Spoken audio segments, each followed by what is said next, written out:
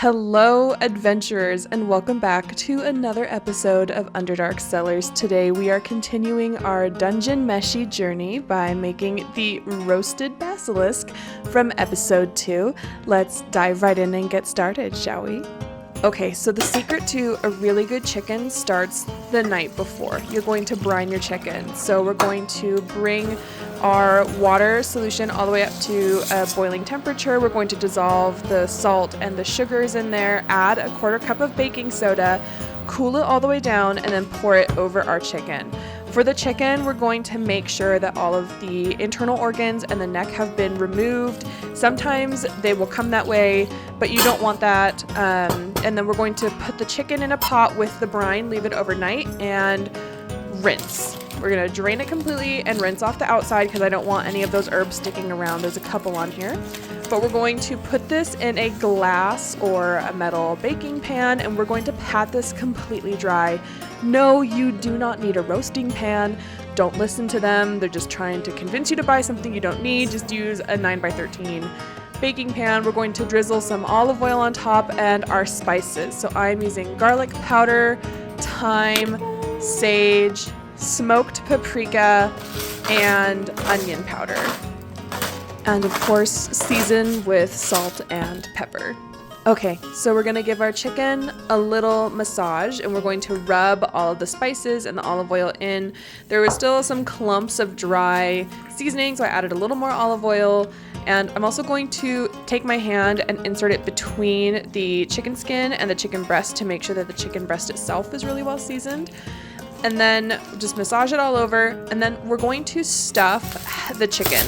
So we're going to insert half of a large yellow onion along with a head of garlic that has had the top cut off so that the garlic cloves are exposed, along with some sage, rosemary, and thyme. These are all herbs that work really, really well with chicken and will pair really nicely with all the spices that we've got going on.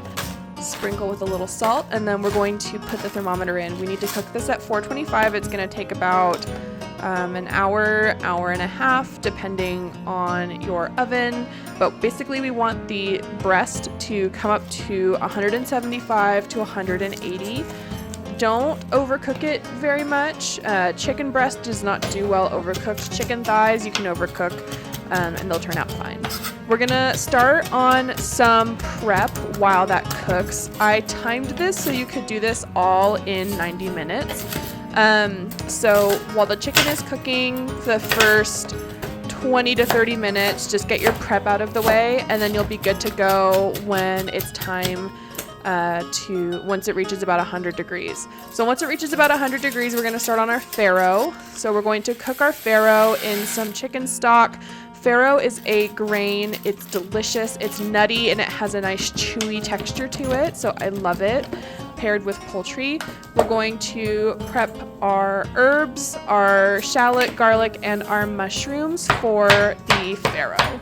Once the chicken temp reaches 140 degrees, we're going to start on our mushrooms. So we are going to salt these, let that sit for about 5 minutes to draw out excess moisture, and heat up our pan over medium-high. Drizzle in some olive oil. Once that gets hot, we're going to add in our shallots and our garlic and cook that down until the shallots are soft. The garlic has softened and the garlic is starting to turn golden.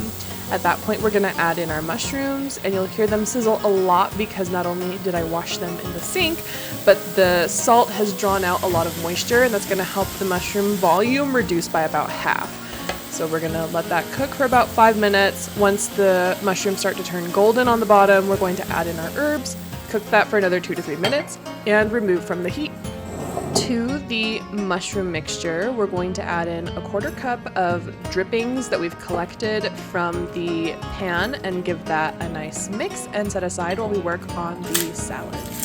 So the salad is going to have a kale base. Now, kale is so good for you. I love kale, but it has a lot of fiber and it has a very tough texture. So we're going to take 2 heads of kale. I know it looks like a lot right now, and we're going to massage it. The reason we massage kale is to help break down and soften some of the fibrous membranes. We're going to add a little bit of oil and massage that with our hands. If any pieces fall out of the bowl, just massage those independently, but we don't want to over massage this because it will continue to soften. What's worse than really tough kale is really mushy kale. So once it's softened somewhat, massage it for like 45 seconds. We're going to add in some balsamic vinegar and some honey, toss that together, and sprinkle that with a little bit of salt. Always season your salad.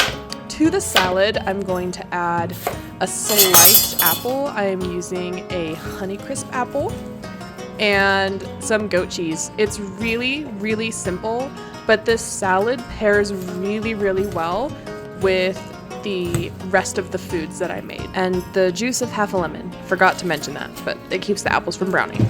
We're gonna pull this chicken out of the oven and look at her. She is beautiful. Now, this might surprise you, but we're gonna let her sit for about 15 to 20 minutes. I'm gonna give her a little bath with some of the juices from the pan.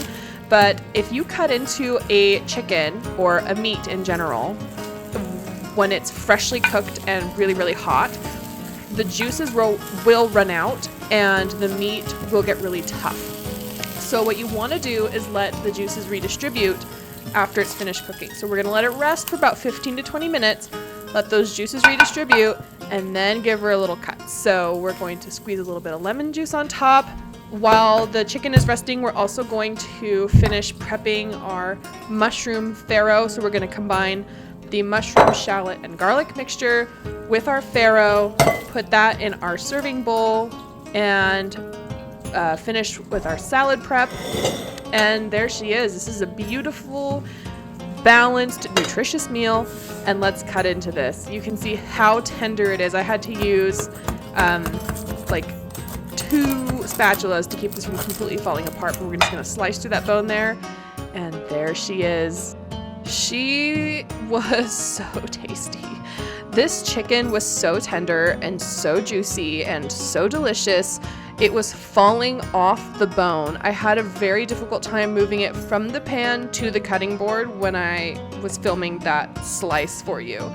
The flavors worked so well together. The savory, nutty umami-ness in the farro paired so well with the chicken.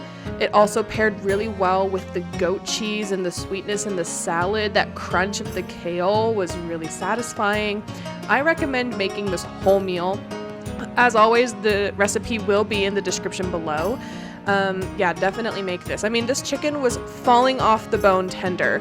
You can also set the chicken carcass, so like all of the bones and those really thick tendons, aside and use those to make chicken stock, and I'll probably drop a recipe with that sometime soon.